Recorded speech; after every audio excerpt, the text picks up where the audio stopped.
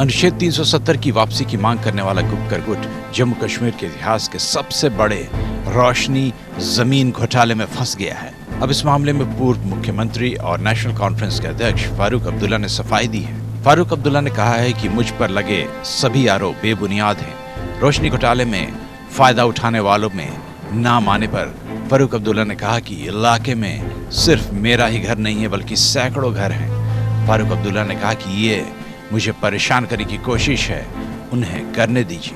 फारूक अब्दुल्ला पर आरोप है कि जम्मू के सजवान में उनका जो घर है वो जंगल की जमीन पर है। फारूक अब्दुल्ला का यह घर 10 कनाल जमीन में बना हुआ है।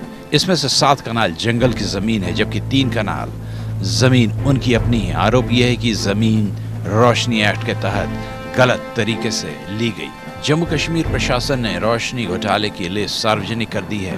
यह लिस्ट कोर्ट के आदेश पर सरकार की वेबसाइट पर अपलोड कर दी गई है। इस घोटाले में कई नाम सामने आ रहे हैं। जम्मू कश्मीर के पूर्व वित्त मंत्री हसीब द्राबू का नाम भी इस घोटाले में आ रहा है। हसीब दाबू ने कहा कि कोई घोटाला नहीं हुआ है, मुझे गलत मकसद से बदनाम किया जा रहा है। वही लिस्ट में नेशनल कॉन्फ्रेंस के ऑफिस का नाम आने पर पार्टी के नेता देवेंद्र राणा ने कहा कि ये ऑफिस उस जमीन पर बना है जो लीज पर ली गई है।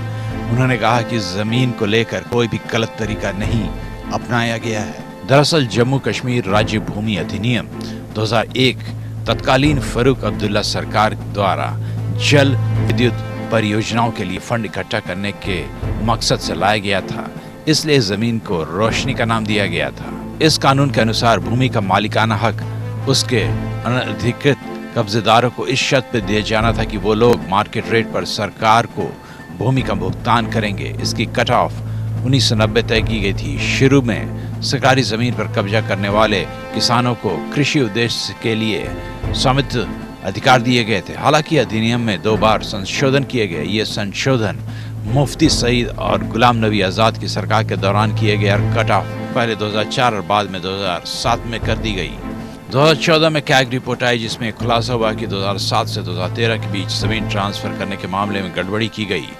कैग रिपोर्ट में दावा किया गया कि सरकार 25,000 करोड़ के बजाय सिर्फ 76 करोड़ रुपए जमा कर पाई। हाईकोर्ट के आदेश पर अब इस मामले की जांच CBI कर रही है। Bureau report.